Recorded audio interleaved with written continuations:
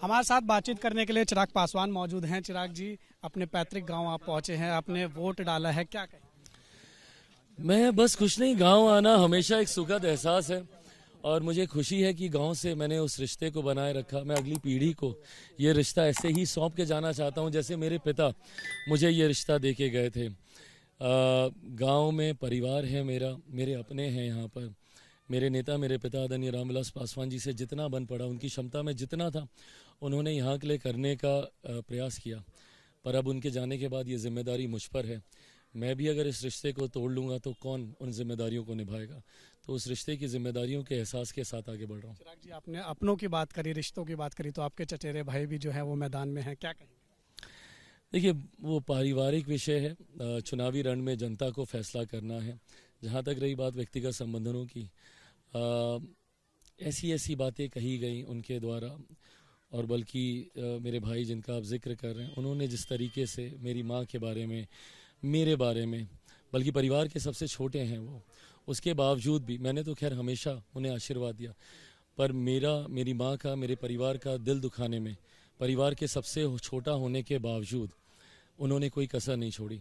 मैं ये मानता था कि भाई वो छोटे हैं, कम से कम इन बातों में उन्हें नहीं उलझना चाहिए, पर जिस तरीके से मर्यादा को लांघते हुए आपत्तिजनक शब्दों का इस्तेमाल मेरी माँ के बारे में, ये परिवार कभी नहीं भूल सकता। तो इसलिए माफ़ करना मुझे नहीं लगता कि कभी संभव हो पाएगा।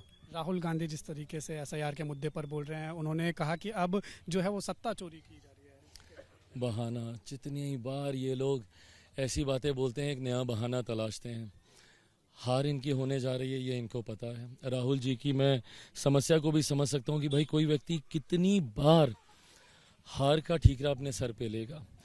तो ऐसे में अपने कार्यकर्ता नेताओं को उत्साहित रखने के लिए, मोटिवेटेड रखने के लिए उनको नए से नए शगुफे देने की ज़रूरत है। So this is just one of them. अभी कुछ समय तक ये चलेगा, जैसे इससे पहले ईवीएम चलता था, कुछ समय तक ये चलेगा।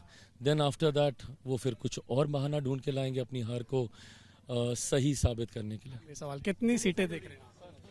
243 सीटों पे हमारा गठबंधन चुनाव लड़ रहा है। मैं मानता हूँ कि अभी पहले फेज में मैं 14 सीटों पे लड़ रहा हूँ, बट मैं गठबंधन एज अ होल मैं देखूंगा और मैं मानूंगा कि हम लोग आज की तारीख में 250 प्लस पर हैं और सेकेंड फेज पीक पे जाते जाते 200 प्लस से हम लोग चुनाव जीतेंगे।